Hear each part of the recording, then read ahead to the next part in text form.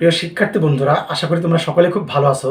সেই সাথে সাথে মনে একটু আনন্দ অনুভব করছো, তার সাথে সাথে একটু দুশ্চিন্তা হওয়াটা স্বাভাবিক।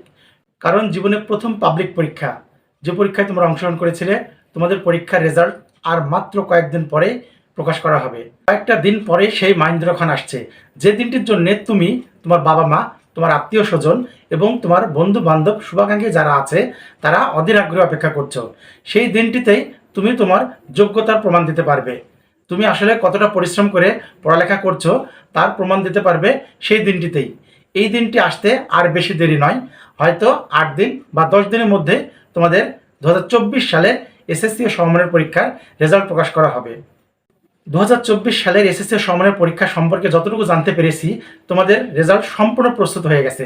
শুধুমাত্র মাননীয় প্রধানমন্ত্রীর কাছে অনুমতির অপেক্ষায়। মাননীয় প্রধানমন্ত্রী রাষ্ট্রীয় সফরে দেশের বাইরে আছেন। তিনি রাষ্ট্রীয় সফর শেষে যখন দেশে আসবেন, তখন তিনার কাছে তোমাদের এই পরীক্ষার ফলাফল প্রকাশের তারিখ চেয়ে আবেদন করা হবে। সম্ভবত 3টি তারিখ চেয়ে আবেদন করা হবে। সেই 3টির মধ্যে মাননীয় প্রধানমন্ত্রী যে দিনটি সিলেক্ট করবেন সেই দিনেই তোমাদের পরীক্ষার রেজাল্ট প্রকাশ করা হবে।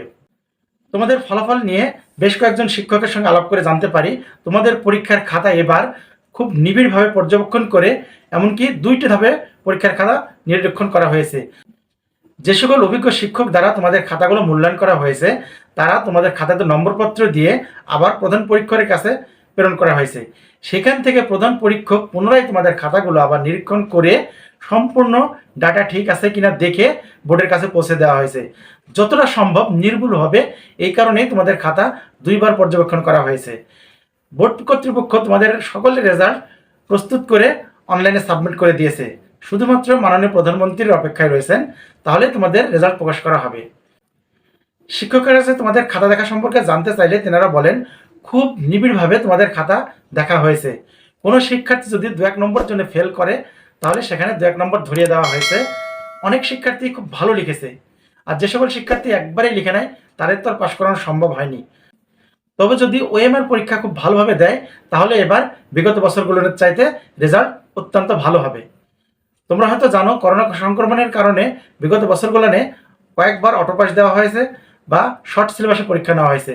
শুধুমাত্র এবার তোমাদের পরীক্ষা পূর্ণ মান পূর্ণ সময়ে গ্রহণ করা হয়েছে এবং তোমাদের সম্পূর্ণ সিলেবাসে পরীক্ষার আয়োজন করা হয়েছিল। তাই তোমাদের খাতাগুলো একটু সেইভাবে দেখে নম্বর দেওয়া হয়েছে। অনেক শিক্ষার্থী খুব ভালো লিখেছে, তাদের রেজাল্ট ভালো হবে।